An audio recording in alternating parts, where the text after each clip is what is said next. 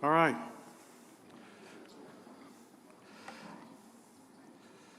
We're close to being on time.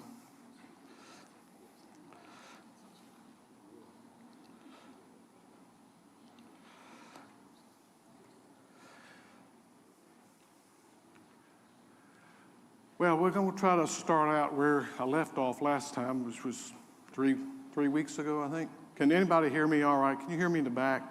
Well, okay. I was told I wasn't loud enough last time, so that's just me. I'm sorry. But so anyway, 3 weeks ago, I had planned to go from where we were, coming down from Galilee to Jerusalem. And I've changed my mind since then, so we're going to take a detour, and we're going to take a left. Instead of going into Jerusalem, we're going to the Dead Sea. So it'll be the same route that Tim covered week before last week, moving down the west coast of the Dead Sea to the same places, Qumran, Engedi, Masada, and then eventually to the lower part of the Dead Sea. So we'll get started with just a quick review. I'm going to use a different map tonight. Tim goes this way.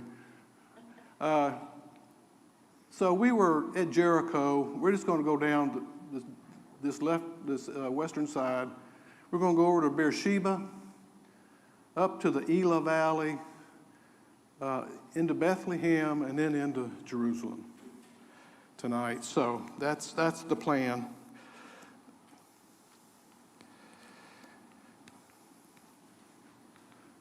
So you may recognize this picture. It's the one that's hanging out in the foyer.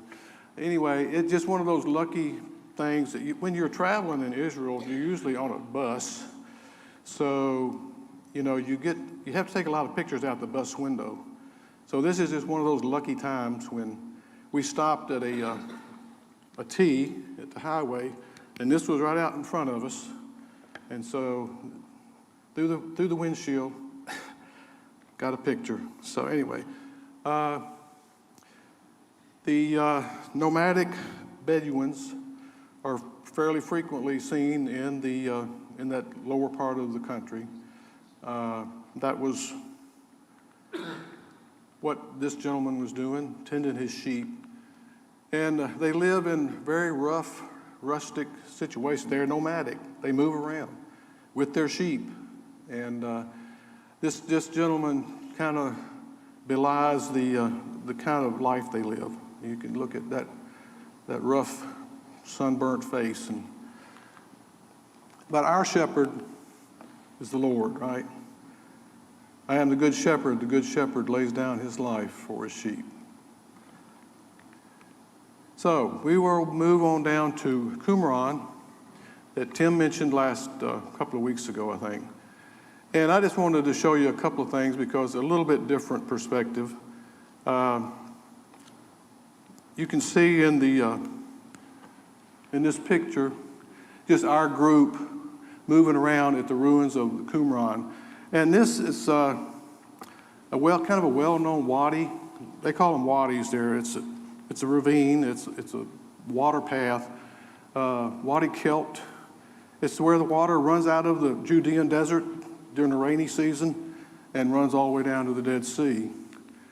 And a few years back, I had the privilege of actually going up the hillside over Qumran and going into some of the caves. So obviously there's nothing there, but just to be there and to get to do that was kind of special. This is one of the actual jars that the Dead Sea Scrolls were found in. Got to visit an antiquities shop, an authorized dealer for antiquities, and it wasn't for sale, but he had one of the jars that the Dead Sea Scrolls were found in, and I tried to put a measurement there. It's about 36 inches tall, so it's a good sized jar. And on down to Engedi. One of the things that Tim maybe didn't have an opportunity to see that we did was just the amount of water that comes out of that spring. And I know you were there with Tim, right, Jerry? As you walk up the path, you remember the video that Tim showed us, a rough, dirty, dusty path, rocky path.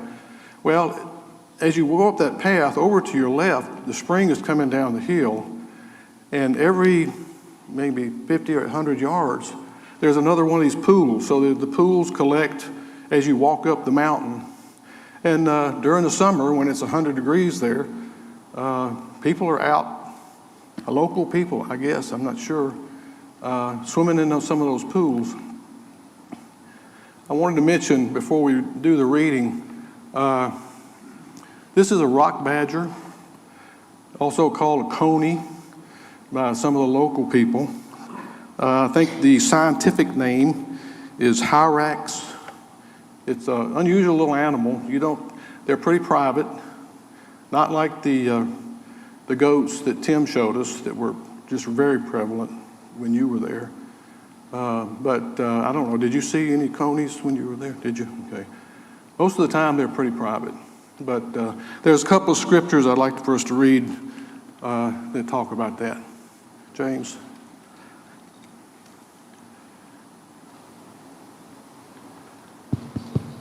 Four things on earth are small, but they are exceedingly wise. The ants are a people not strong, yet they provide their food in the summer. The rock badgers are a people not mighty, yet they make their homes in the cliff.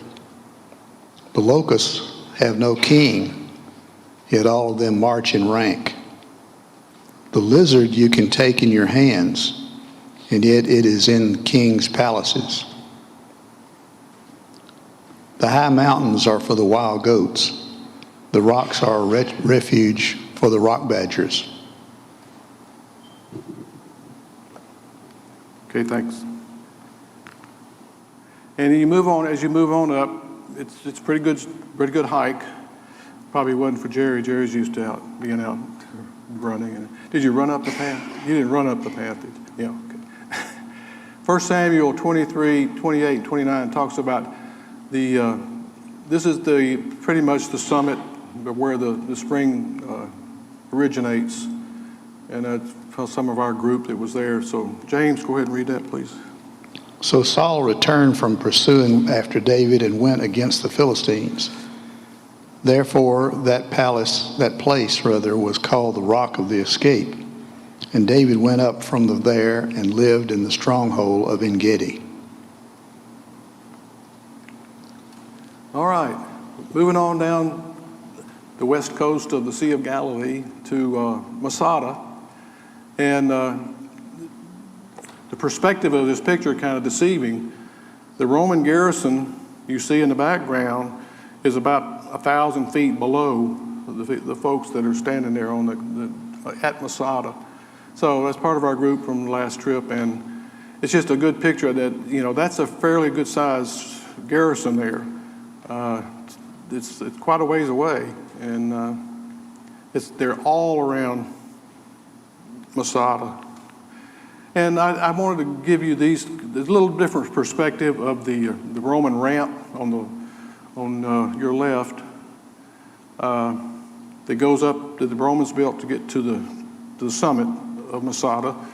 And then the picture on the right, I think Tim had a picture similar to this last time, and it's the Herod's palace, kind of the balconies that are on the northern slope there. But I just thought it was interesting to be looking down on a bird in flight from where we were. I'm not sure if it was a raven or exactly what it was. There's a large black bird, could have been a buzzard, I guess. I don't know too much about those birds. But, it's an amazing place. And like Bobby we were talking about just a few minutes ago, you don't think about the fact that when Herod's people built the palace that's up there, they didn't have cable cars. They didn't have helicopters. They had to hike up that mountain with all the supplies that they needed, and all the rock. A lot of the rock was quarried on top of the mountain, but still, there were a lot of things that had to be brought up that hill. And it's a hike. It's about a 30-minute walk walking down. I don't know how long it would take to walk up. I've walked down it a couple of times. Just the Dead Sea in general, it's a beautiful place in its own right. You know, it's a extremely different kind of place. Tim talked about that and the way the salt gathers around the edge of the, and I've got that's just a shot of the five-star hotels that are down that way for tourists to see. So it is a hot spot for folks to visit. But that gives you a little bit of perspective of the salt accumulation along the shore. It is just thick. And so as the water comes up on the shore and then evaporates, it leaves a huge salt deposit. Just a little rock laying on the shallow part of the lake, and you got a big chunk of salt sitting on top of it. And I don't know if Randy's here or not, but I'm going to embarrass him. But that's just an idea, and I know Tim showed himself in the water. But you just sit on top of the water. It's kind of, I kind of think it's kind of like swimming in baby oil. If you can imagine swimming in a lake full of baby oil, that's kind of what it feels like. Did you have a question?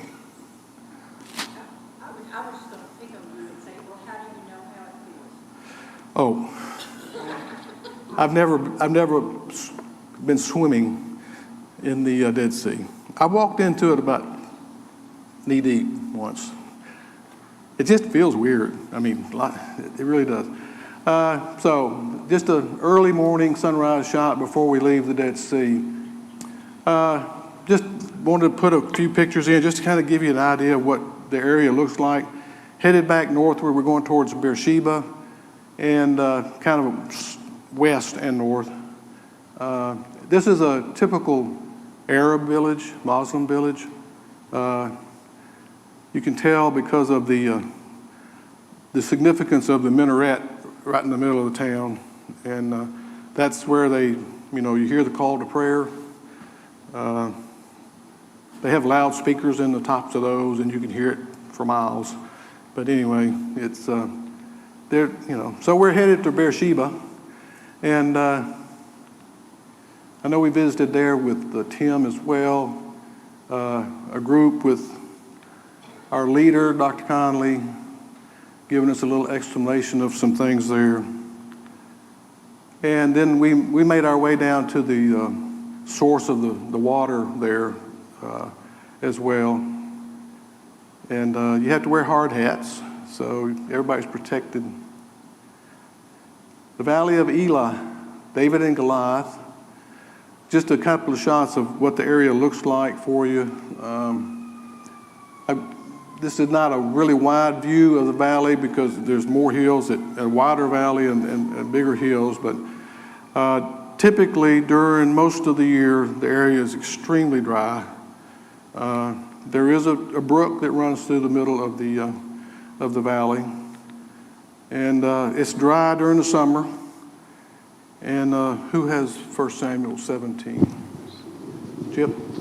Okay. Saul and the men of Israel were gathered and encamped in the valley of Elah and drew up in line of battle against the Philistines. And the Philistines stood on the mountain on the one side, and Israel stood on the mountain on the other side, with a valley between them. And there came out from the camp of the Philistines a champion named Goliath of Gath.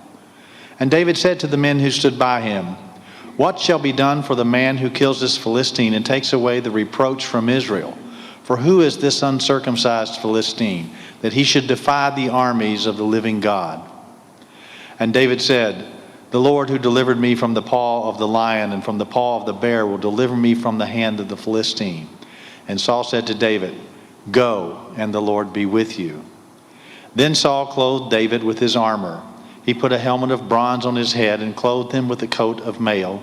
And David strapped his sword over his armor. And he tried in vain to go, for he had not tested them. Then David said to Saul, "I cannot go with these, for I have not tested them." So David put them off. Then he took his staff in his hand and chose 5 smooth stones from the brook and put them in his shepherd's pouch. His sling was in his hand, and he approached the Philistine. When the Philistine arose and came and drew near to meet David, David ran quickly toward the battle line to meet the Philistine. And David put his hand in his bag and took out a stone and slung it and struck the Philistine on his forehead. The stone sank into his forehead, and he fell on his face to the ground. So David prevailed over the Philistine with a sling and with a stone, and struck the Philistine and killed him. So Randy playing the part of David. We were lucky one visit to Israel. It was in the spring. It was in March, and there was water in the brook. And so it was a pretty amazing sight to see as well. So like Tim said last time, I think during the night, dump trucks come and dump rocks in the creek, so there's always plenty there to pick up. But as we traveled north there from Beersheba and Elah Valley, just along the highway, we always stop at this. It's the remains of a Roman road that has been uncovered just right along the side of the highway where we were traveling in our tour bus.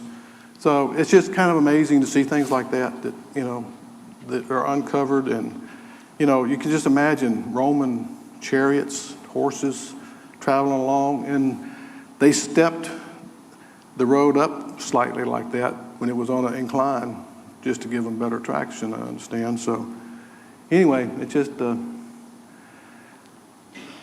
ram's horn is also called a shofar, and most of the time in the Bible it's called a trumpet. Most scripture does. And so when we get through, if you want to see one, there's one up here up front. But go ahead and read Joshua 6, 2 through 5, please. And the Lord said to Joshua, See, I have given Jericho into your hand, with its king and mighty men of valor. You shall march around the city, all the men of war going around the city once. Thus shall you do for 6 days. 7 priests shall bear 7 trumpets of ram's horns before the ark. On the 7th day you shall march around the city 7 times, and the priests shall blow the trumpets. And when they make a long blast with the ram's horn, when you hear the sound of the trumpet, then all the people shall shout with a great shout, and the walls of the city will fall down flat.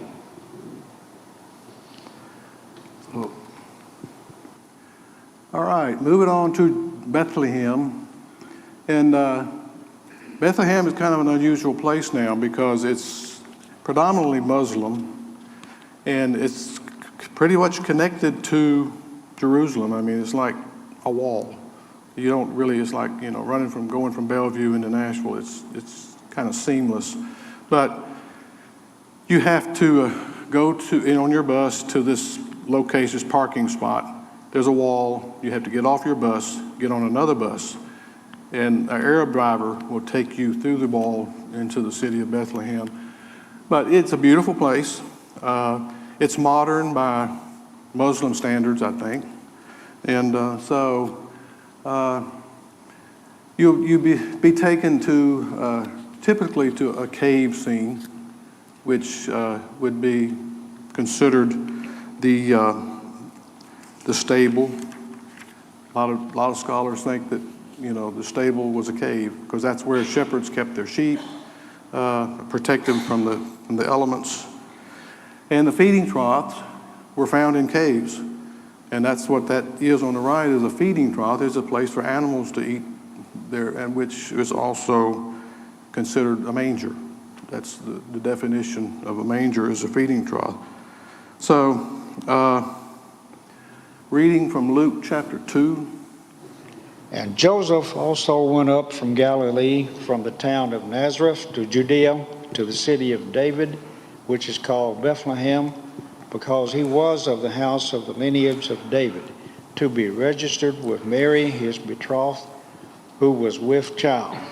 And while they were there, the time came for her to give birth, and she gave birth to her firstborn son, and wrapped him in swaddling cloths, and laid him in the manger, because there was no place for them in the inn. So, just a few shots from Bethlehem. I mean, just, there's life there just like people, you know, it's just a modern city for a Muslim community. I'm not sure, I saw this and I thought, well, that's pretty interesting. I didn't know John the Baptist had a souvenir shop, but that's in Bethlehem. So anyway, it's one of those odd sights you see every now and then. If you look close, you can see some interesting things over there.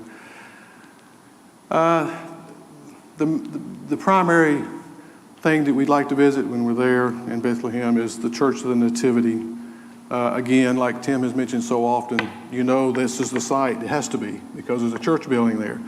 So that's Church of the Nativity. It's a pretty amazing place. It's beautiful.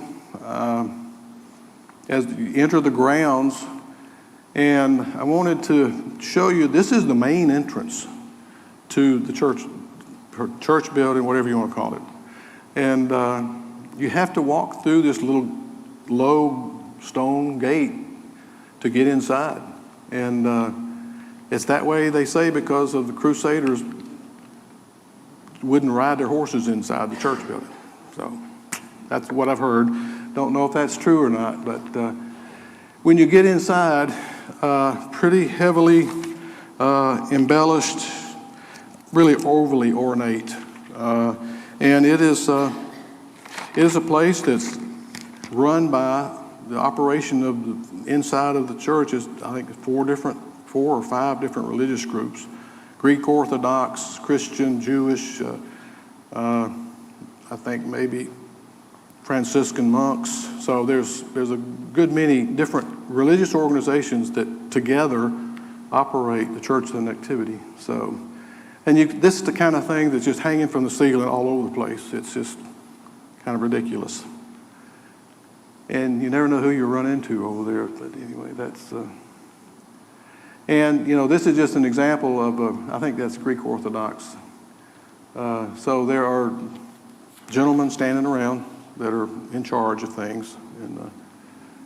And it's a pretty impressive place. I mean, even though it may not be significant to us as a building that's sitting over a site, it's impressive in its own way, just in the way it's built, in its age, and all of those things. Okay, that's a little Jewish village along the way as we move to another place. And I think I may be getting a little ahead of Tim by taking you to the Herodium, so I'm not going to say a lot about it, but it's another one of Herod's palaces. There are 3 primary, the biggest ones. And it looks a lot like a volcano, right? It's a man-made hill. There was nothing there. Herod built the whole thing from scratch. And inside, what would be the inside of a volcano, is his palace. And just like any of his palaces, you know, it comes with all the amenities, baths and spas and cisterns and all kind of different rooms. And so it is, it's unique, that's for sure. And the last time we were there in 2008, they had just uncovered Herod's burial place. Herod's tomb is there at the Herodium. So I think we were like one of the first groups to actually see it. It wasn't really open to tourists to get to see it just on a regular basis when we were there, but we did get to see it. So, all right, welcome to Jerusalem. And what I've got here is I've put just a whole group of slides from Jerusalem, and they're just going to run through, and there's a little a cappella music behind them. So I'm just going to get that started and let you enjoy watching some scenery from Jerusalem. I don't think that camel was smiling at me. I think that's a natural look. So. Last night I lay sleeping, there came a dream so fair. I stood in old Jerusalem, beside the temple there. I heard the children singing, and ever as they sang, I thought the voice of angels from heaven answer rang.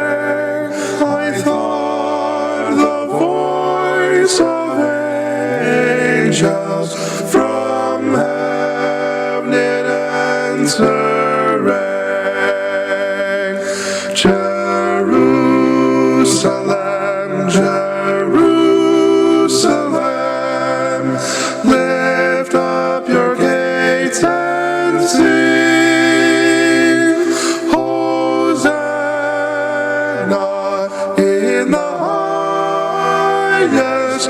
Hosanna to your King. And then I thought my dream was changed. The streets no longer rang. Hushed were the glad hosannas, the little children sang. The sun grew dark with mystery, the morn was cold and chill, as the shadow of a cross arose upon a lonely hill, as the shadow of a cross arose upon a lonely hill. Jerusalem, Jerusalem, hark how the angels sing. Hosanna in the highest. Hosanna to your King. And once again the scene was changed. New earth there seemed to be. I saw the holy city beside the tideless sea. The light of God was on its streets. The gates were open wide, and all who would might enter, and no one was denied. No need of moon or stars by night, or sun to shine by day. It was the new Jerusalem that would not pass away. It was the new Jerusalem that would not pass away. Jerusalem, Jerusalem, sing for the night is o'er. Hosanna in the highest. Hosanna forevermore. Hosanna in the highest. Hosanna forevermore.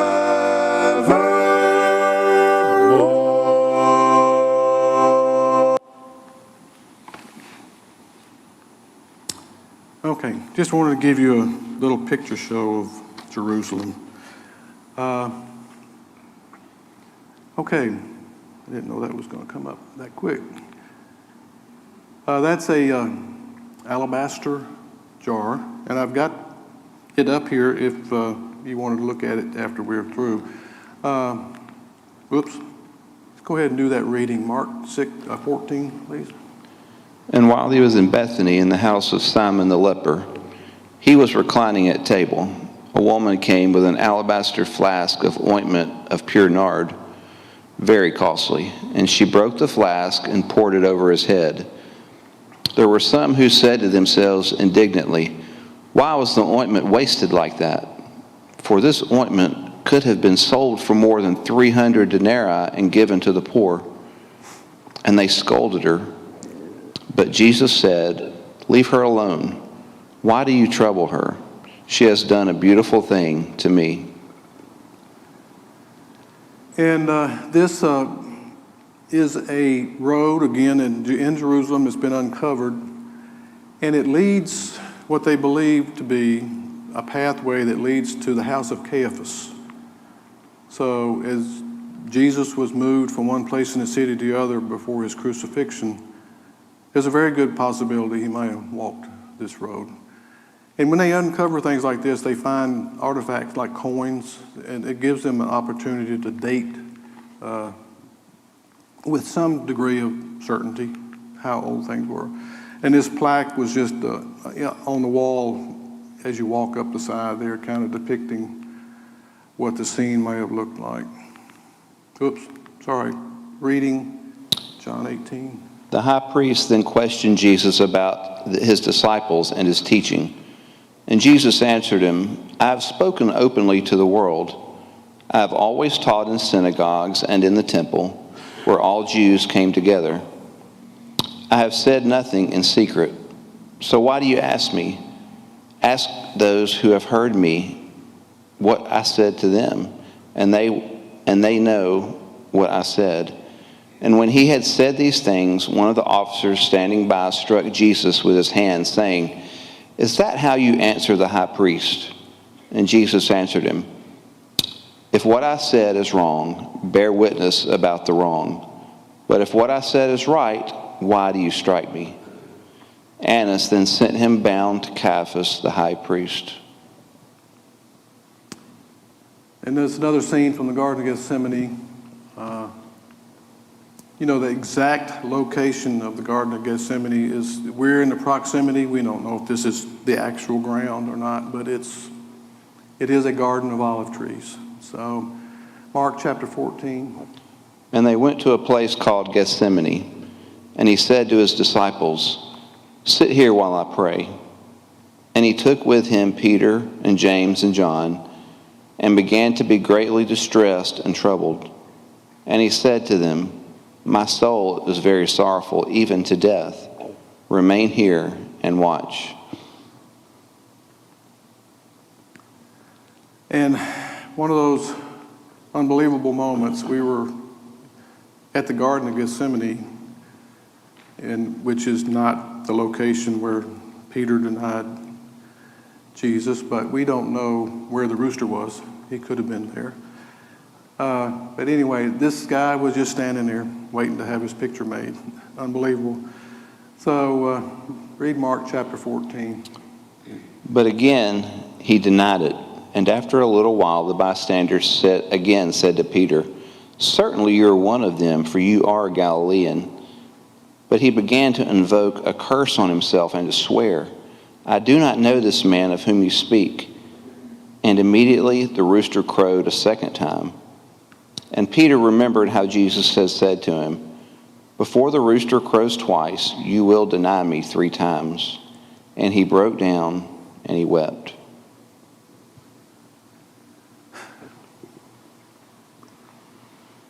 In Mark chapter 15.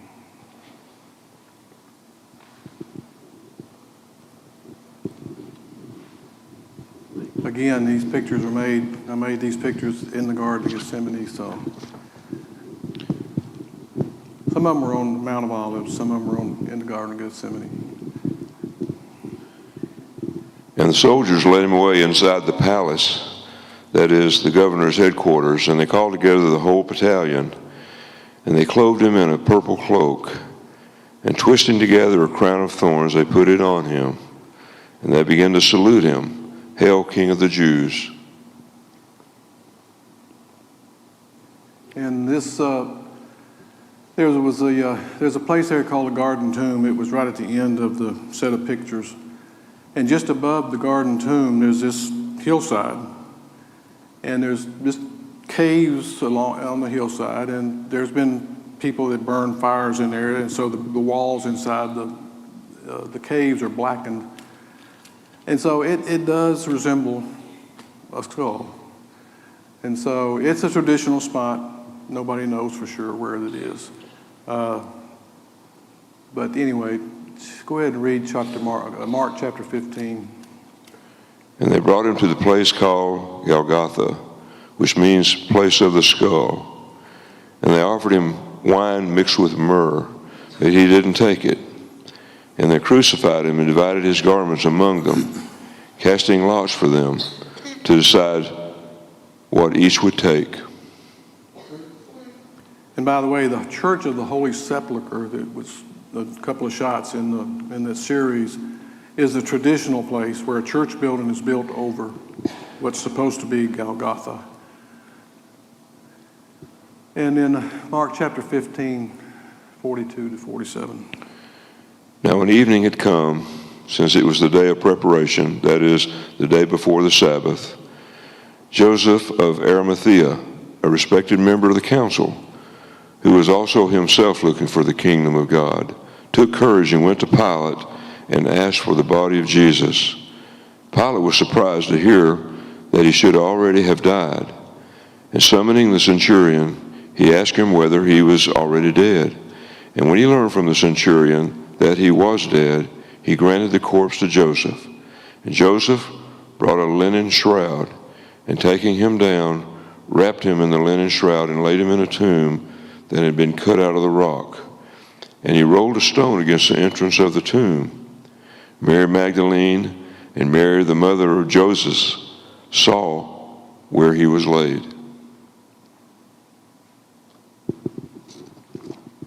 That's typical burial place.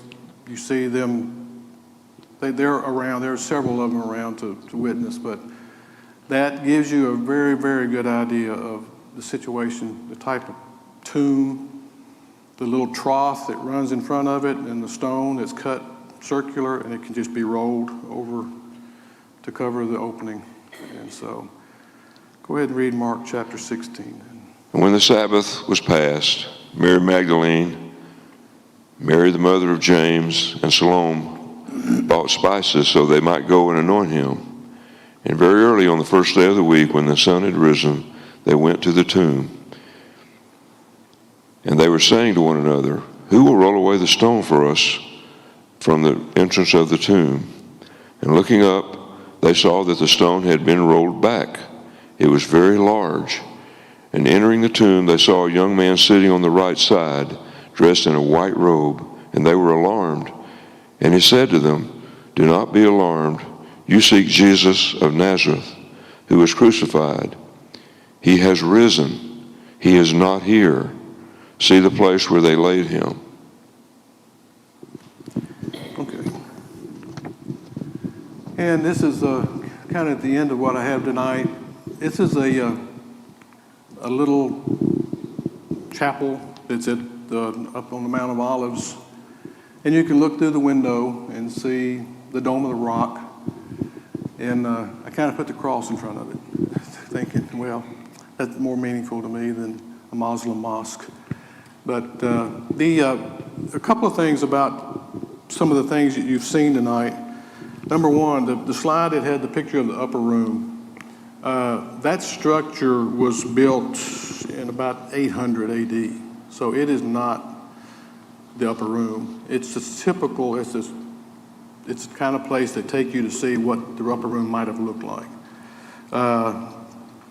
It was renovated in 1330. They're old places. I mean, there's no doubt about them being old. This is not necessarily first century. That upper room was renovated by Franciscan monks in 1300. So, you know, that renovation's been around for a while. It is an upper room. It's over a room below that has a crypt that supposedly is the tomb of David. So again, no way to substantiate that for sure, other than its tradition. Another shot that was there, that little explanation, there was a scene of looking up at a gate from the Mount of Olives, from the Garden of Gethsemane, looking at a gate that was all stoned in. I don't know if you remember it. It was an arched gate, and it was all filled in with brick and stone. That's called the Golden Gate. It is the gate that Jesus would have come and gone going out of Jerusalem to the Garden of Gethsemane, up the Mount of Olives to Bethany. And it's been stoned in for hundreds of years, thousands of years, probably by Arab and by Muslim people. And it is stoned in so Jesus cannot come back. That's their reason for filling it up. So, interesting. And the Dome of the Rock, the big mosque with the gold dome, is sitting about where the temple would have been, on the Temple Mount. That building is magnificent. It was finished in 691. So that building has been as it is for 1,400 years. So it's beautiful inside. You don't get to go inside much, but I've been inside it once. And it's just, all that's inside is a walkway around, and out in the middle is a big, huge rock that you can't touch. It's got fences around it. Beautifully ornate. It's supposed to be the rock where Abraham was going to sacrifice Isaac. That's the tradition. So anyway, I wanted to get done a little early, and I was to ask you if you have any questions. Is there anybody that wants to ask a question about anything they've seen? There was a slide that showed that the Roman lamp. What was that, and why did they build that? The Romans built that going up to Masada. The Jews left Jerusalem to go to Masada during the rebellion, the Zealot rebellion, and so they went to Masada to get them, to take them. The Romans did.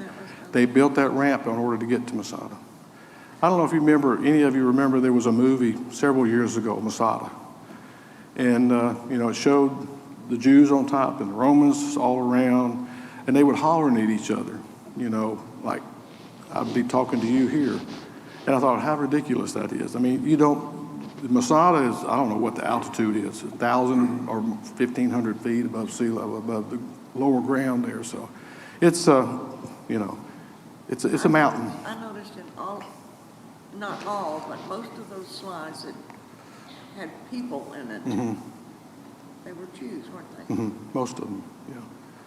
Yeah, there were a few Muslim people and mixed in there too. So yeah, the old city of Jerusalem, which most of all those pictures were taken in, are divided into 4 parts. There's a Muslim quarter, a Christian quarter, a Jewish quarter, and an Armenian quarter.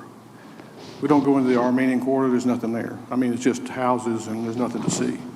But the really magnificent part, and the Jewish quarter is pretty stark and just, it's a little bit more modern. The Arab quarter is the place you want to go because, right, you just like stepping back in time. And those street scenes from the old city, that was the Arab quarter. So it's, that's just the way they live. So, anything else? Like I said, there's a few things up here that you want to take a look at. There's a 1st century oil lamp that I brought. And there's a ram's horn. I don't know if I'll blow it or not, but it's pretty loud. You want me to blow it? Okay, well, I'm going to leave you with one more picture.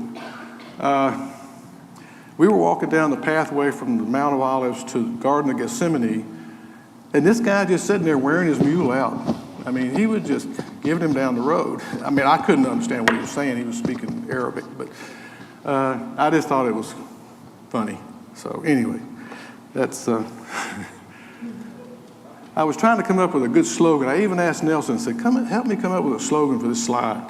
And so we never really could think of something, but anyway. Was his name Balaam? I'm sorry? Was his name Balaam? Was his name Balaam? Oh yeah, that would have been a good one. Is your name Balaam? Oh me. Anyway, so that's all. And all right, I'll try to blow the ram's horn. You might want to turn this off.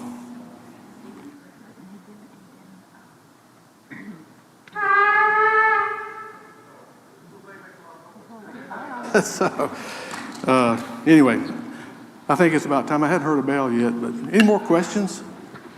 Oh, I think Bonnie's telling me. We have a trip planned, and we plan to go back to Israel in May. I think the dates are 27th to June the 7th.